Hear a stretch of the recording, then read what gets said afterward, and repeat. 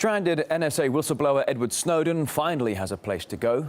Venezuela has decided to offer him asylum and an escape from the legal limbo, which has left him stranded at a Moscow airport since last month.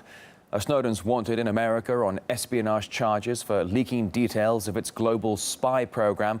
Let's get details now from RT's Irina Galushko, standing by for us live here on RT. Good morning to you, Irina. What exactly did Maduro have to say about the whistleblower's plight? Well, he definitely had a lot to say about the United States of America, whom he basically spared no feelings in calling them terrorists and the evil imperialists, as a matter of fact. Of course, the statement came during a parade which was dedicated to the Venezuelan Day of Independence, but it was provoked by an emergency meeting which was held by the heads of the South American countries in Bolivia. And that, in turn, came after an incident with the plane of the Bolivian president, Evo Morales, which was essentially pushed out of European airspace after leaving Moscow on July 2nd. Now, the plane was not allowed to go either over Spain's, Italy's, Portugal's, or French airspace because apparently there has been information from a U.S.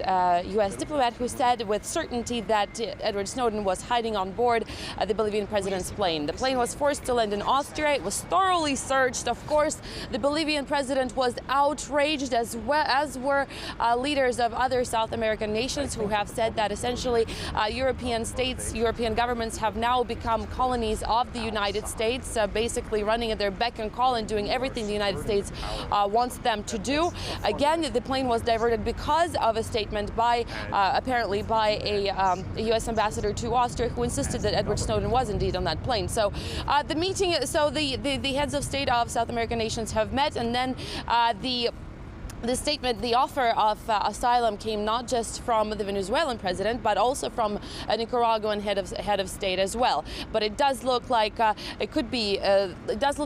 could be the next point of port of call for Edward Snowden, who has applied for political asylum to 27 countries at this point. And of course, he has gotten a lot of rejections to his plea at this moment. Yeah, absolutely, Irina. So the Snowden saga goes on, but the latest we understand is the Venezuelan president, Mr. Maduro, now saying that Snowden would be welcome in Venezuela. So, I mean, ultimately, I suppose at the end of the day, things are looking up for the former NSA whistleblower. Well, yes, of course. Now the question is how he is going to get to Venezuela, but that is something to be tinkered out a lot later. Like I said, he has applied for asylum in several countries. A lot of them have actually refused them so far.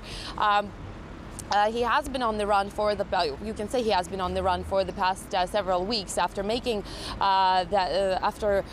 appearing on the Guardian's interview, in which he has exposed the surveillance conducted by NSA and the CIA, which essentially was a lot broader than anybody could have ever suspected.